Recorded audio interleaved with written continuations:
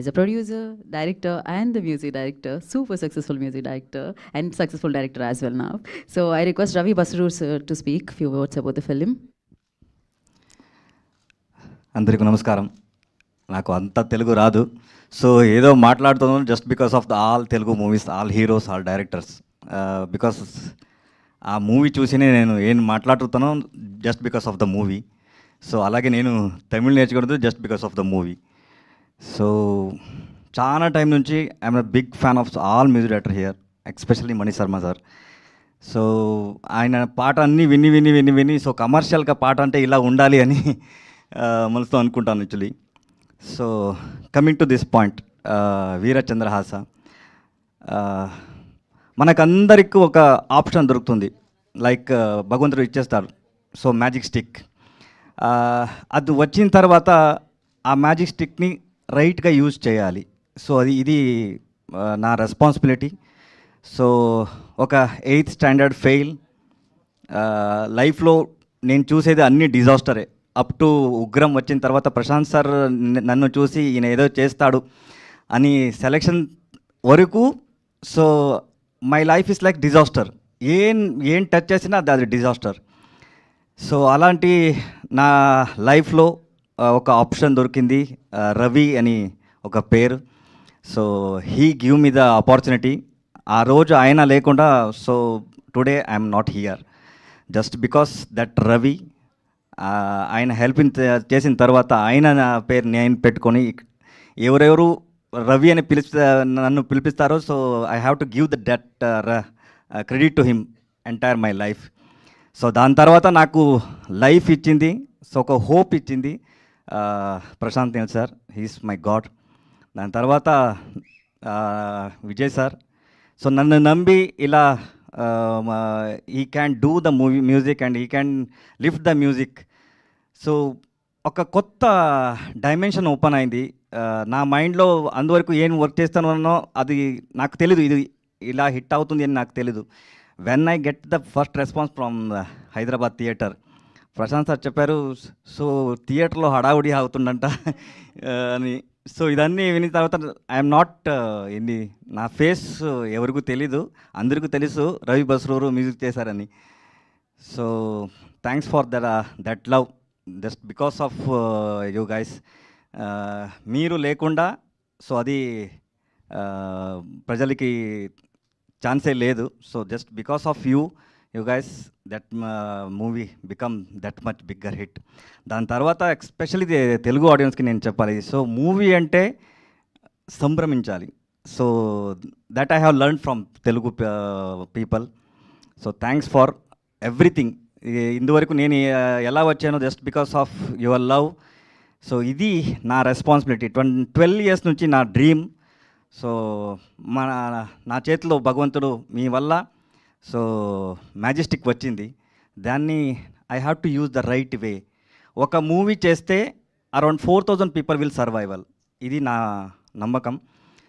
So ఒక every year నేను సంపాదిస్తాను just because of music.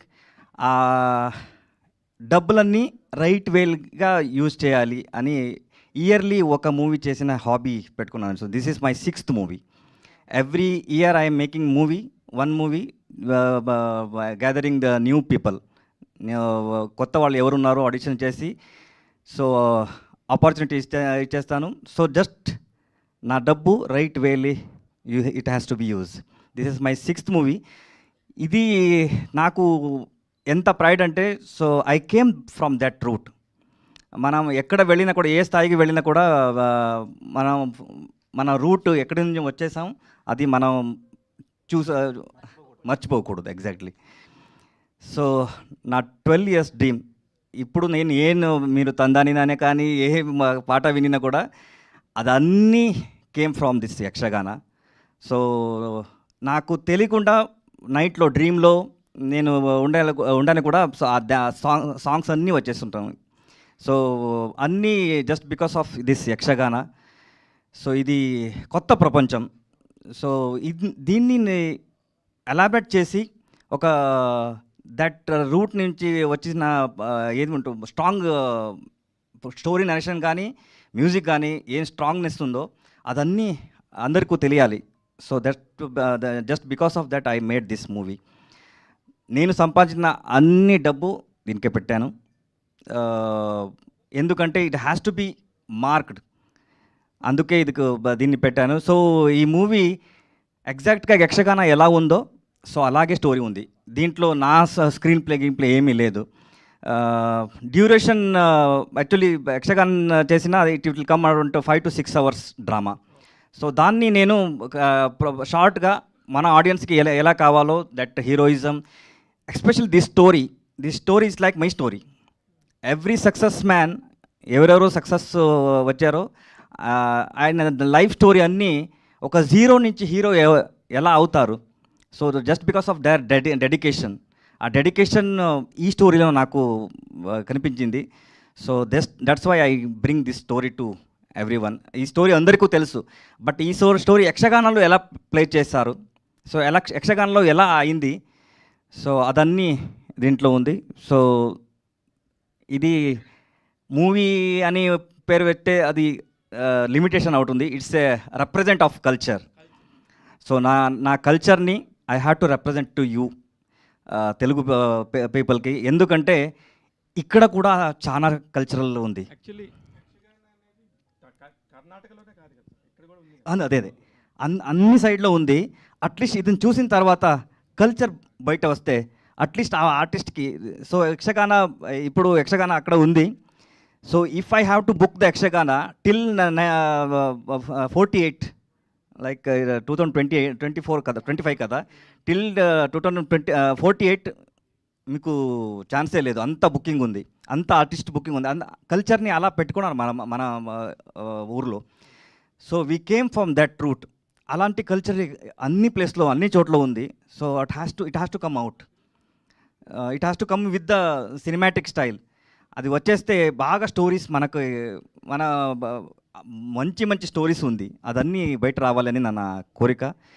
So 19th movie వస్తుంది. థ్యాంక్స్ టు రాధాకృష్ణ గారు, thanks to sir. So 19th September 19th movie వస్తుంది. అందరూ వచ్చేసి ఆశీర్వదించండి. కల్చర్ని విల్ బ్రింగ్స్ అప్లిఫ్ట్ చేద్దాం. సార్ మీరు చేసేదేమో అన్ని కమర్షియల్ సినిమాలు, కల్చర్ మీద ఎంత ప్రేమ ఎక్కడి నుంచి వచ్చింది? Sir, before going into the Q&A session, chairs చేద్దాం సార్.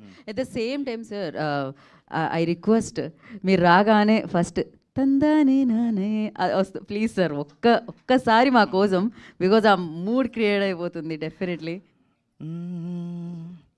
తందాని నానే తాని తందానో తానే నానేనో, ఏ తందాని నానే తాని తందానో తానే నానేనో, తందాని నానే తాని తందానో తానే నానేనో, ఏ తందాని నానే తాని తందానో తానే నానేనో.